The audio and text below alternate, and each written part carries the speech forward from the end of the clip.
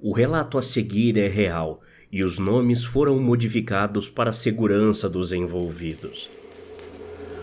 Ser lésbica aos 23 anos não é fácil. Eu estava cansada de tudo isso. Ser lésbica em cidade pequena significa que eu basicamente conhecia todas as outras lésbicas da cidade. Decidi então fazer uma conta em um desses aplicativos de namoro apenas para mulheres. Na primeira semana, algumas pessoas me enviaram mensagens. Saí em alguns encontros, mas nada realmente parecia durar. Isso até eu encontrar Laura. Laura era uma linda morena magra de 1,70. Seus olhos verdes imediatamente derreteram meu coração quando a vi pela primeira vez. Estávamos conversando já há algumas semanas. Sempre fui muito cautelosa com meus relacionamentos online, certificando-me de não encontrar alguém em algum lugar perto do meu apartamento, observando bem para garantir que nenhuma maluca me seguisse após o término do encontro, para que elas não soubessem onde moro ou algo assim. Fiz faculdade de Direito e pós em Justiça Criminal. Então, eu conhecia os sinais de um ser humano canalha. De qualquer forma, o encontro que tive com Laura foi incrível. Nós nos demos bem instantaneamente, compartilhando muitos dos mesmos hobbies, música e assim por diante. Ela foi incrível e me fez rir, o que é uma ótima maneira de roubar o coração de uma mulher. Acabamos tendo vários encontros, mas eu ainda estava com muito medo de convidá-la para ir à minha casa. Expliquei, e Laura foi muito tranquilizadora sobre minha preocupação. Ela entendeu, ainda estávamos aprendendo uma sobre a outra. Após cerca de um mês conversando com Laura, decidimos começar a namorar. As coisas ainda estavam incríveis. Fomos ao cinema, ela me levou ao teatro, eu a levei a uma corrida de kart, que era seu esporte favorito. Com isso, acabei baixando um pouco a guarda e comecei a deixar ela vir ao meu apartamento depois dos nossos encontros. Ela entendeu o quanto demorei para começar a fazer isso e realmente gostou da minha atitude. Eu estava começando a me apaixonar por ela e acho que ela percebeu. Algumas semanas se passaram. Voltei para casa depois de um de nossos encontros e notei coisas fora do comum no meu apartamento. No começo, era a escova de dente no balcão, ao invés de no copo ao lado da pia. A louça suja no balcão, ao invés de dentro da pia. Eu sou uma aberração em termos de organização, mas coisas como essa eu com certeza notaria. Até chamei a polícia algumas vezes, mas não havia nada que eles pudessem fazer, além de ficar de olho no bairro para ter certeza de que não era um sem-teto entrando em casas aleatórias ou algo assim.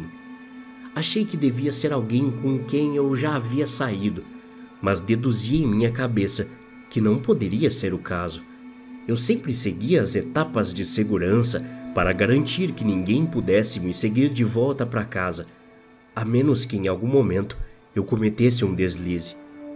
As coisas estranhas continuaram acontecendo e eu estava ficando com mais medo de dormir no meu próprio apartamento. Expliquei para Laura o que estava acontecendo desde o início. Ela tinha ficado algumas noites quando eu estava com muito medo de ficar sozinha. Depois da 7ª vez que pedi para ela ficar comigo, Laura me falou para morar com ela. Quando fez essa proposta, já estávamos namorando há 4 meses. Refletindo sobre isso agora, não sei por que insisti em ficar no meu apartamento por tanto tempo. Meu plano era ir morar com ela nas próximas 2 semanas. Eu não tinha ido à casa dela antes por causa de todos os acontecimentos no meu apartamento, mas quando parei pela primeira vez na garagem, fiquei chocada. A casa dela era incrível. Eu deveria ter imaginado quando ela disse que morava no bairro mais nobre da cidade. A casa dela era uma linda construção de 2 andares com colunas romanas descendo do telhado até a varanda da frente. Laura Nunca me contou sobre sua riqueza ou sua casa. Ela me disse que morava um pouco longe, na área nobre, e trabalhava em um escritório de advocacia, mas nunca me contou o local exato. Quando vi, apenas presumi que era uma herança ou que ela havia acumulado riqueza suficiente para morar em um lugar tão incrível. Fiquei feliz por ter ido morar com Laura. As coisas estavam indo muito bem para nós. Convidamos nossos amigos para jogar jogos de tabuleiro e beber.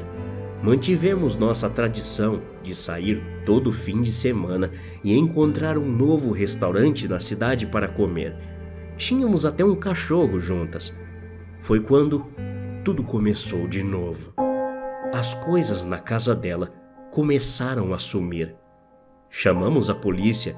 Eles verificaram o local, mas não havia vestígios de ninguém deixado para trás.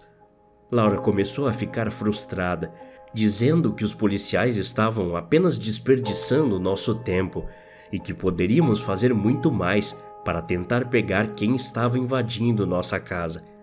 Ela saiu e comprou câmeras de segurança, as conectou por toda a parte externa da casa e quase todos os cômodos internos. Quando fizemos nosso primeiro ano juntas, ela começou a ficar distante. Nossos encontros de fim de semana na cidade lentamente pararam quando ela começou a se manter trancada em seu escritório. Eu comentei com minha melhor amiga Eduarda sobre isso e ela me aconselhou a falar com Laura sobre seu novo hábito de reclusão. Então, foi isso que fiz. Laura começou a brigar comigo quando comecei o assunto com ela, dizendo que tudo o que ela queria era um pouco de paz. Eu poderia dizer que as coisas sumindo estavam realmente começando a cansá-la.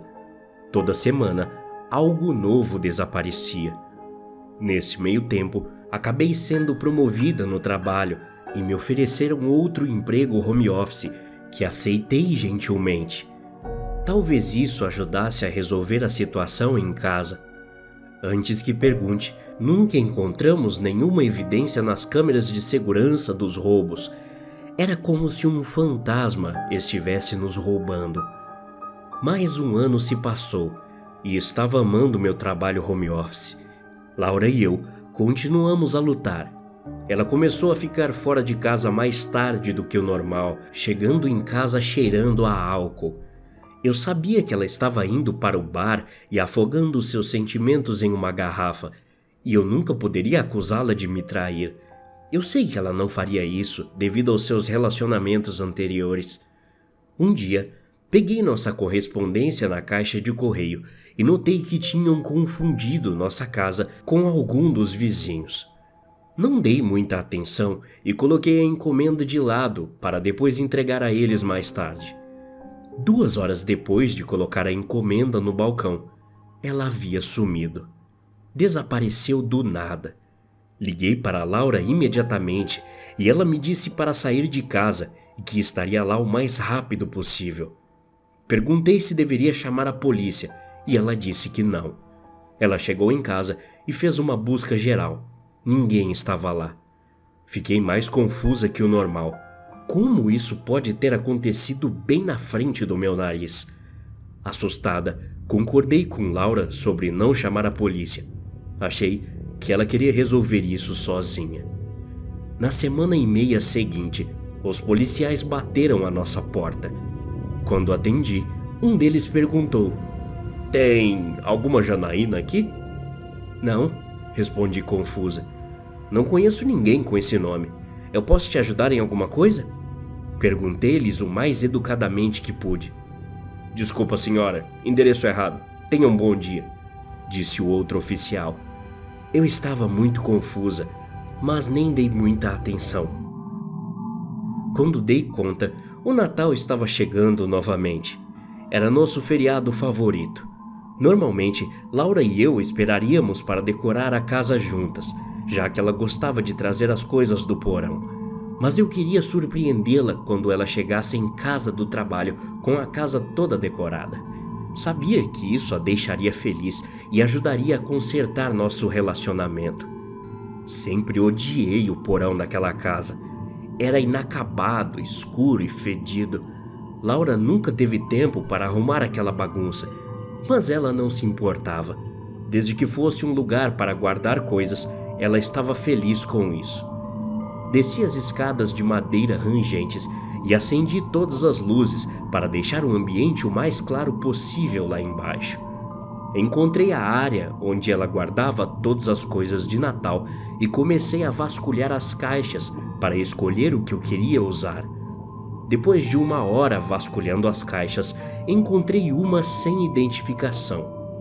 Sem pensar muito, abri e nessa caixa encontrei todas as coisas perdidas de meu antigo apartamento bem ali. Todas as coisas que foram roubadas de mim ao longo dos anos estavam nessa caixa. Em um susto, ouvi uma batida extremamente alta na porta da frente. Pulei e fiquei parada para ver se aconteceria de novo. Outra batida forte veio da porta da frente, com gritos abafados. Subi as escadas sorrateiramente e espiei em direção à porta. Havia uma unidade inteira de policiais na porta. Nervosa, fui até a porta e a abri. 2 policiais agarraram meus braços e me puxaram para fora, enquanto 6 outros invadiam a casa. Eu estava tão assustada e tão confusa. Perguntava a todo momento o que estava acontecendo, mas ninguém me respondia. A próxima coisa que ouvi foi uma voz vindo do rádio da polícia. "Temos um 419 no porão aqui." Eu nunca havia aprendido o que significavam os diferentes códigos usados pelos policiais. Eles me agarraram e começaram a me colocar na parte de trás da viatura. Continuei perguntando o que estava acontecendo, ficando cada vez mais desesperada quando não recebia uma resposta. Eu estava chorando muito, só queria respostas. Por que eu estava sendo levada? Quando os policiais se prepararam para me levar, vi Laura chegando em seu carro. Ela estava assustada, com os olhos arregalados em descrença, enquanto nossa casa estava sendo invadida pela polícia. A próxima coisa que sei é que 2 policiais correram para seu carro, abriram a porta do lado do motorista e atiraram nela com uma arma de choque. Seu corpo convulsionado foi puxado para fora do carro. O resto da viagem até a delegacia foi um borrão total em minha mente. Eu estava em estado de choque. O que aconteceu com Laura? Quando vou vê-la novamente, se é que verei? O chefe da polícia entrou na sala em que eu estava detida, uma bela sala semelhante a um escritório, com uma mesa comprida e 6 cadeiras, completa com um bebedouro e algumas samambaias bonitas. "Senhorita, eu sou o chefe Mark. Como você está?" Ele puxou uma cadeira e se sentou na minha frente do outro lado da mesa. "O que está acontecendo?" Eu perguntei a ele. Muito clichê, eu sei, mas era tudo que eu conseguia pensar em falar. "Senhorita, vou lhe fazer algumas perguntas, tudo bem?" Ele falou. Eu balancei a cabeça com um sim. Ele colocou uma pasta parda sobre a mesa e a abriu. Eu não conseguia entender as informações que estavam ali. O policial tirou uma foto de Laura de dentro da pasta e perguntou: "Você conhece essa mulher?" Comecei a me desesperar. Eu queria respostas. "Senhorita, acalme-se, por favor. Eu preciso que você me responda. Você conhece essa mulher?" Ele perguntou novamente. Então, eu respondi: "Sim, é a Laura. Onde ela está?" "Senhora, por favor, acalme-se. Precisa de um pouco d'água?" Perguntou o policial, levantando-se e caminhando até o bebedouro. "Não", respondi baixo. "Vou explicar a situação, ok? Você conhece alguma mulher chamada Janaína?" Balancei a cabeça com um não. "Então", ele continuou, "a casa onde a senhorita estava é propriedade de uma mulher chamada Janaína Palmer. Ela está desaparecida há quase 5 anos. A sua namorada, Laura, agora finalmente foi presa pelo assassinato da senhorita Palmer." "O quê? Laura? Uma assassina?" Perguntei. Ele continuou: "Essa sua namorada tem usado um pseudônimo. Seu nome verdadeiro é Karen. Acreditamos que ela cometeu mais de 7 assassinatos nos últimos 20 anos. Como você sabe disso? Perguntei a ele, confusa, chocada e assustada. Acontece que ela usa o mesmo método. Conhece uma mulher rica, mata, assume o controle de seu dinheiro, casa e depois conhece mulheres em bares e eventos esportivos. Ela então as assusta, roubando vários itens, fazendo parecer que alguém está invadindo sua casa. Ela então oferece a vítima para morar com ela, mantendo o roubo ao longo dos anos para assustar as mulheres. Depois disso, ela assassina a parceira. Eu estava fechando meus punhos com tanta força que olhei para baixo e eles estavam brancos. Eu seria assassinada por alguém que eu achava que me amava, em quem eu confiava. Estávamos construindo uma vida juntas, ou assim pensei, mas eu era apenas mais um troféu para ela. Graças a você, senhorita, o policial disse. Fomos capazes de rastreá-la e acabar com ela. Se você não tivesse nos ligado quando morava em seu antigo complexo de apartamentos, ainda estaríamos procurando por um fantasma. Mais tarde, descobri que Laura, ou melhor, Karen, iria cumprir 2 penas de prisão perpétua consecutivas, sem chances de liberdade condicional. Meus amigos e minha família me apoiaram muito depois disso.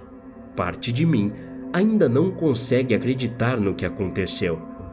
Espero que minha história de alguma forma alerte vocês que se encontram com pessoas por aplicativos de namoro. Você nunca saberá quem de verdade encontrará por lá. Até a próxima. Obrigado.